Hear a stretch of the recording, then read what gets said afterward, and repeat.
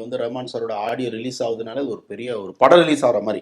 வெறும் ஆடியோவா இல்லாமல் நமக்கு அதில் வெரி இன்ட்ரெஸ்டிங்கான விஷயம் என்னென்னா அந்த ரசிகா வார்த்தையில் வர வார்த்தைகள் தான்.